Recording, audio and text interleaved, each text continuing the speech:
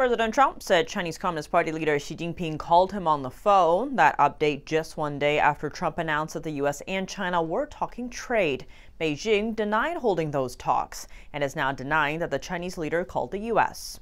At the same time, some American businesses in China are reporting a change, that their products are now getting exemptions from the 125% tariffs imposed by China.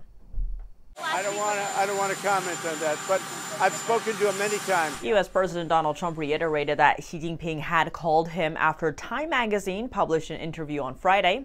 In the interview, President Trump said, quote, "He's called, and I don't think that's a sign of weakness on his behalf," though the president did add that he would not call Xi.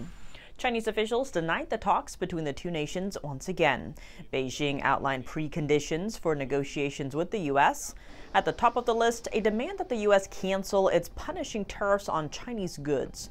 President Trump pointed out that the U.S. decision to lower tariffs or not depends on China's actions. So 145, I haven't brought it down. I said it's a high tariff. It is a high tariff, but I haven't brought it down.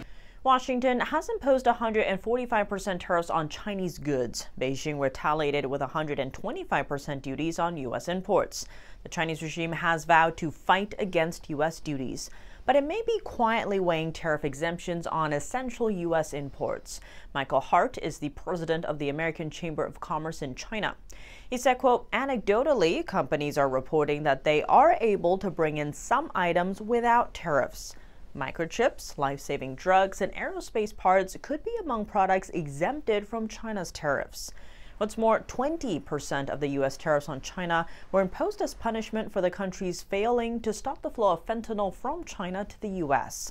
Beijing insists that the opioid crisis in the U.S. is Washington's problem. At the same time, a local Chinese court in Jilin province just sentenced a drug salesman. The man mainly sold theophylline, a drug often used in conjunction with other medications. Markets rose on Friday on hopes that tensions may ease between the world's two largest economies. And in the end, I think what's going to happen is we're going to have great deals. And by the way, if we don't have a deal with a company or a country, we're going to set the tariff. But we're dealing with a lot of countries right now, and could be with China, but maybe we'll make a special, a deal. According to the White House, more than 100 countries have already approached U.S. for trade negotiations. The Trump administration's trade team has met with 34 countries this week alone. Treasury Secretary Scott Bessent said that the third quarter of this year is a reasonable estimate for achieving clarity on long-term tariff levels.